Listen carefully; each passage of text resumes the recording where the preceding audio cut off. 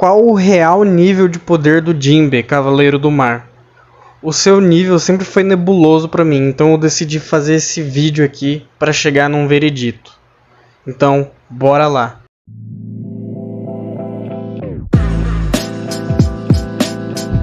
Já em sua primeira aparição, Jinbe é mostrado acorrentado e apanhando de uma Zoa despertada que era um dos guardas de Império Down. Depois de apanhar, Jinbe continua conversando com Ace como se não fosse nada demais e não tivesse acontecido nada. Conversa essa que descobrimos que eles dois já tinham se enfrentado e ficaram muito parelhos um com o outro. Jinbe também possuía o título de Shichibukai, piratas poderosos que o governo escolhe a dedo para se aliar. Só aí já dava para ver e imaginar o quão forte ele era, visto que esses piratas eram o equilíbrio do mundo junto com os Yonkous e a marinha. Em um breve flashback dele com o Ace, nos é mostrado algo inédito na obra. Uma luta que durou dias, 5 dias para ser exato. No fim, os dois caíram. Aqui já vemos uma proporção de estamina muito grande em batalha do Jinbe. 5 dias é muita coisa. Aokiji e Akainu, que são almirantes, são o topo dos top tier junto com os Yonkous, lutaram por 10 dias. O fato do Jinbe ter conseguido lutar metade disso já é impressionante. Pelo menos em feitos de estamina, já é uma coisa muito impressionante. Voltando para o arco de introdução de Jinbe em Império Down, ele é solto pelo nosso protagonista Luffy, que já o reconhece como alguém forte de cara. Mais tarde vemos seus feitos de derrotar uma Zoa despertada com um hit, além de superar a velocidade do Gear Second de Luffy no pré-time skip. Já na fuga da prisão, podemos dizer que Jinbe foi o GOAT, porque eles não teriam conseguido fugir se não fosse por ele. No Calm Belt e sem navios por perto, ele coloca uma porta gigante em suas costas e nada com Crocodile, Mr. One e Bug para tomar os navios da marinha que estão longe e estão em alto mar. Depois de tomar esses navios, eles não poderiam voltar para Império Down para resgatar os outros. Mas Jinbe dá um jeito. Ele chama um cardume de baleias para recuperar os outros prisioneiros que ficaram para trás. Fazendo assim o nosso protagonista conseguir a fuga de Império Down e ter a maior fuga da história da prisão dentro da obra. E então eles partem para a guerra de Marineford. E lá na guerra ele tem os seguintes feitos. Ele derrota o Moria, que é outro Shichibukai, com um soco. Ele consegue parar um soco de magma do Akainu com as mãos. Ataque esse que estava sendo feito para finalizar o Ace e de quebra acertar o Luffy.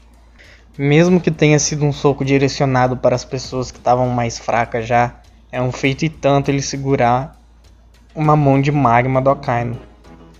Logo depois disso, ele é perfurado no peito pelo mesmo almirante de magma, mas ele consegue se manter consciente até certo ponto para proteger o Luffy. Agora vamos para o seu flashback. Lá nos é mostrado que após a morte do seu amigo e capitão Fisher Tiger, Jinbe assumiu o comando da tripulação dos Piratas do Sol, virando assim o capitão. E Jinbe derrotou um contra-almirante da marinha, que é uma posição abaixo de vice-almirante. E esse mesmo contra-almirante nos fala que o Jinbe é o mais brutal e que sua força é fora do comum. Logo após isso, Jinbe é chamado para ser Shichibukai. Título esse que ele aceita para poder proteger o seu povo, os Homens-Peixes. E indo para o arco da Ilha dos Homens-Peixes, lá Jinbe conseguiu reagir ao Gear Second do Luffy no pós-time skip, além de tancar o ataque e ainda perguntar se foi tudo isso que ele aprendeu nos seus 2 anos de treinamento. Nós vimos também que seu Karate Tritão basicamente não precisa de Haki para dar dano em usuários de Akuma no Mi, já que como o Karate Tritão manipula a água em volta, isso inclui a água do corpo humano também, e assim o Jinbe consegue dar dano em usuários de Akuma no Mi, que geralmente não levariam danos para ataques físicos. Jinbe também anulou o tiro de água do Hold, que estava upado por centenas de asteroides, e ainda declarou que não chegava nem perto do nível do Karate Tritão dele. Ele também parou o soco do Monge Tritão com tamanho comparável a uma montanha no chute, como se não fosse nada. Apesar desse Tritão não ser tão forte assim, O tamanho dele é absurdo e isso foi um grande feito de força bruta. Indo pro próximo arco que Jinbe participa, em Holy Cake, ele é o primeiro personagem que nos mostrou a fraqueza dos poderes do Katakuri, primeiro comandante da Big Mom, e da Big Mom. Sendo com o Katakuri ele salvando o Luffy, mais uma vez ele faz isso muito, né? E com a Big Mom é aquela cena simplesmente épica dele, de não sentindo medo na frente dela, e a alma dele não sai do corpo. E ele termina com aquela frase icônica: um homem que quer navegar com o rei dos piratas não pode se intimidar por um mero Yonkou. E assim nós ficamos sabendo a fraqueza da fruta da Big Mom e da fruta do Katakuri. Tudo através do nosso Jinbaço. Jinbe também conseguiu parar um ataque de espada da Big Mom por alguns segundos. A efeito de comparação, Luffy não conseguiu parar um ataque de mão da Big Mom, isso que ela estava em sua forma menos forte.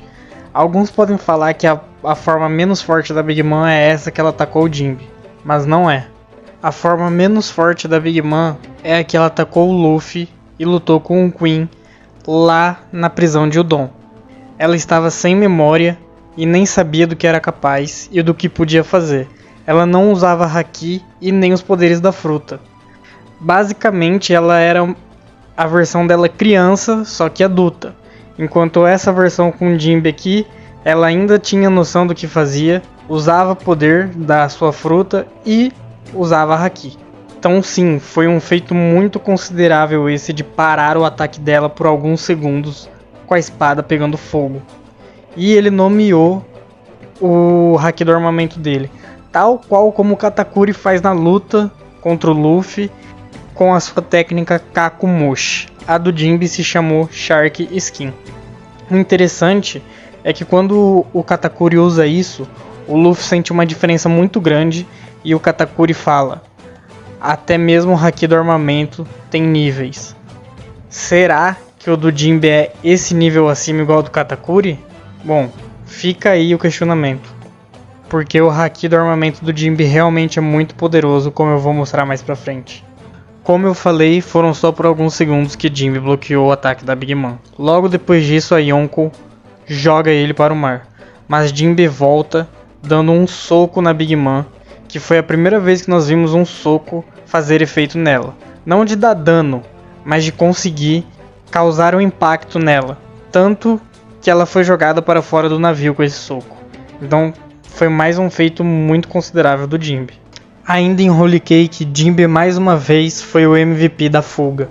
Dessa vez ele fica para enfrentar a Big Mom, para não deixar ela ir atrás do seu bando e nem deixar ela matar os seus companheiros tritões. E ao que tudo indica, ele conseguiu, já que ele volta sem danos aparentemente, incluindo psicologicamente.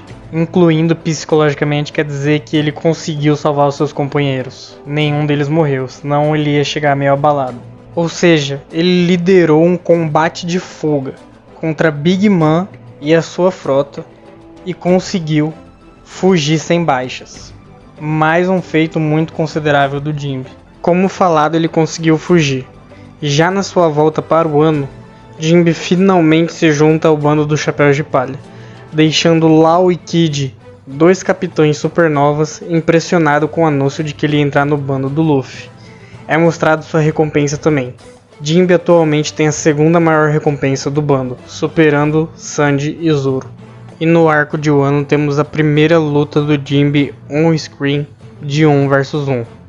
É ele contra o Who's Who, Tobiropo mais forte do bando do Kaido, e Ace CP9, comparável ao gênio Rob Lute.